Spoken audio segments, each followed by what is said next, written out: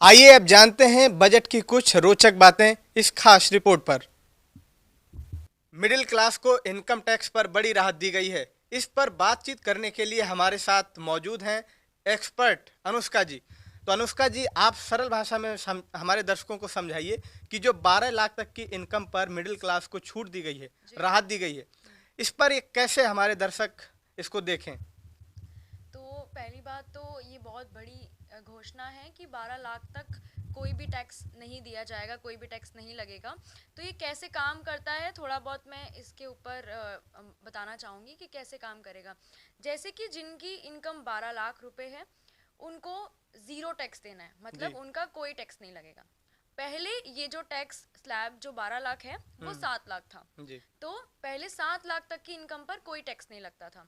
उसके बाद जैसे कि कहा जा रहा है कि 8 लाख की इनकम जिनकी आमदनी है उन्हें 30,000 का फ़ायदा होगा।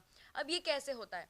तो 12 लाख के बाद जितने भी आप ऐड करेंगे, जैसे कि 4 लाख, जैसे आपकी इनकम 12 से 4 लाख ज़्यादा है या 12 से 20 लाख भी ज़्यादा है, तो उसके बाद आपको पूरा टैक्स देना पड़ेगा। 4 लाख से आपका टैक्स शुरू हो जाएगा, ठीक है।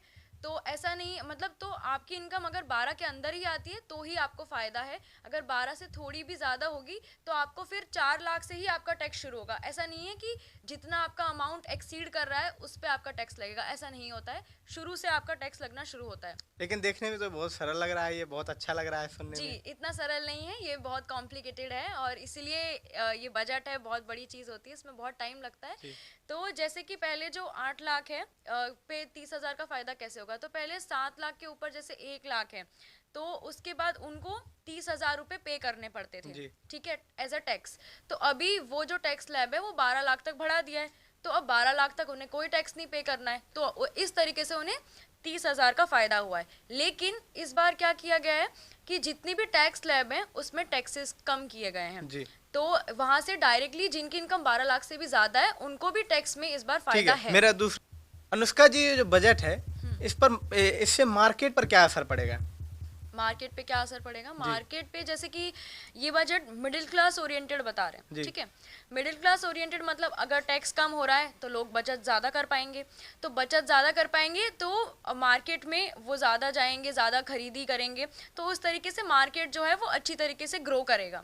तो ये तो डायरेक्ट इम्पैक्ट दिखेगा इस बार इकॉनमी पे हमें देखने को मिल सकता है। जी।